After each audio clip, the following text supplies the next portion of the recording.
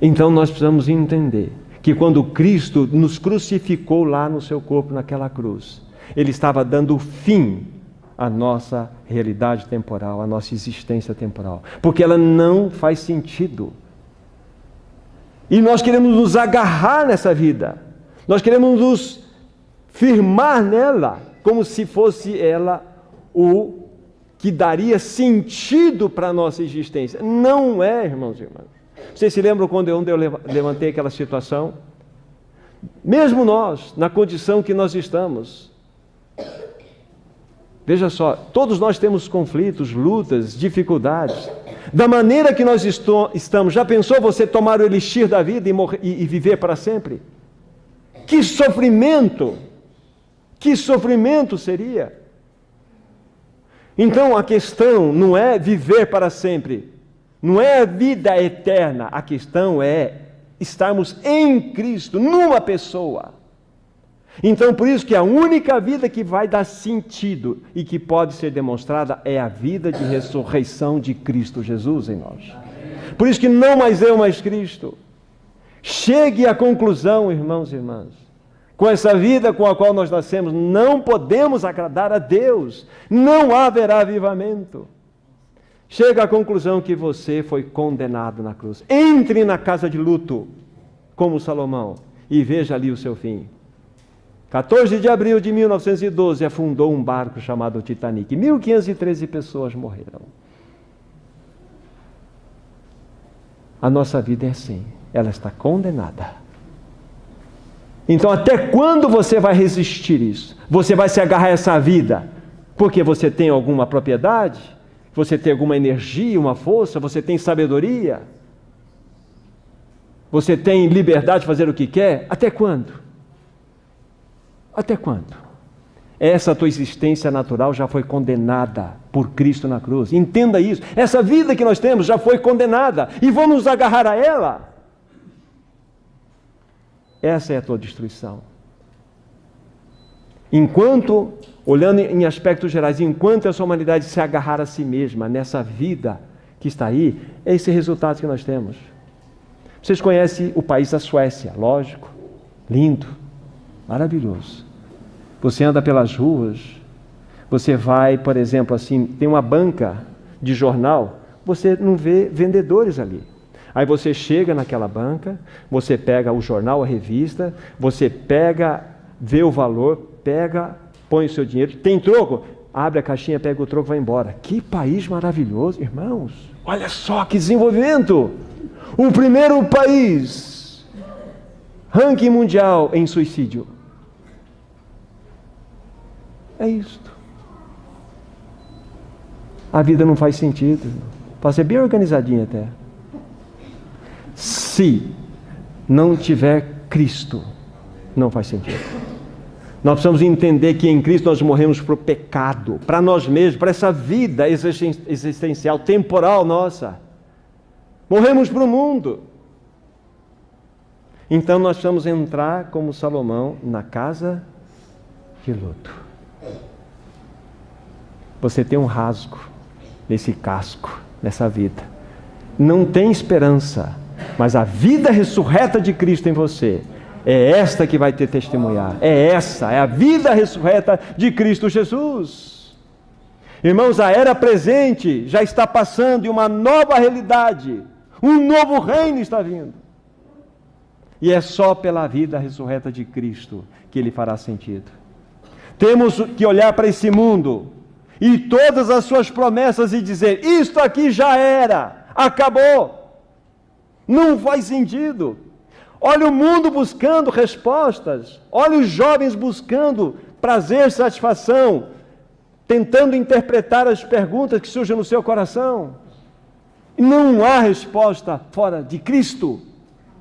Não há resposta. E Cristo já teve a solução. Eu preciso acabar com essa tua vida existencial. Essa tua vida temporal. Não faz sentido nessa terra. Acabou. Você já morreu em Cristo. Você já tem sobre você uma sentença de morte. Então você precisa, e eu também, viver pela vida de ressurreição. Isto gera avivamento. Isso gera um impacto naquele mundo lá fora que precisa ver algo diferente em você e em mim. Então chega de buscar em fontes rotas, chega de buscar em fontes de águas sujas o sentido para a sua existência. É só Cristo Jesus. Só Ele, na sua obra perfeita realizada naquela cruz. Devemos viver na realidade de que este mundo está condenado, e nós também. E vivemos a partir da vida ressurreta de Cristo. Agora vamos pegar uma outra passagem. 1 Coríntios capítulo 7. 1 Coríntios capítulo 7.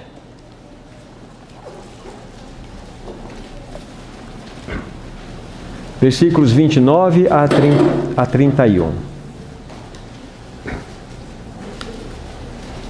1 Coríntios 7, 29 a 31. Veja o que diz a palavra de Deus.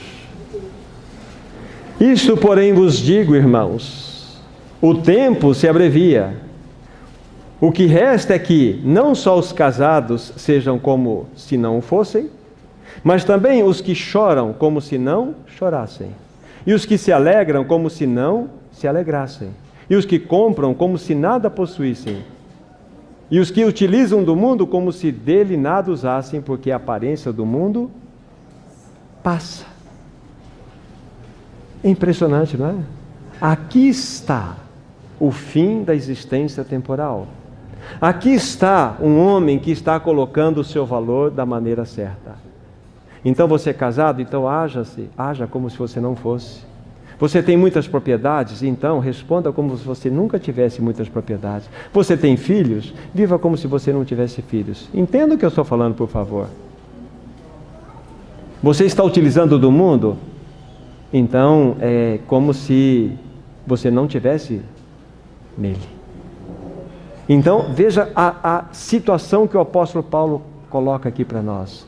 Tudo que parte de uma realidade finita deve ter uma reação em nosso coração dessa forma aqui. Somos possuidores de tudo, mas não temos nada. Nós temos muitas coisas, mas elas não são nossas. Você tem uma propriedade, mas ela não é sua. Então viva com as raízes arrancadas desse mundo, arrancadas de você mesmo. É isso que a palavra de Deus quer dizer aqui. Olha só, que coisa impressionante. O que resta é o que não só os casados sejam como se não fossem. Olha que impressionante. Significa, olha, existe uma existência temporal. E você deve ser responsável em tudo aquilo que Deus der a você nessa existência temporal. Como pai, como mãe, como esposo, como esposa, como filho, como trabalhador. Você tem uma responsabilidade.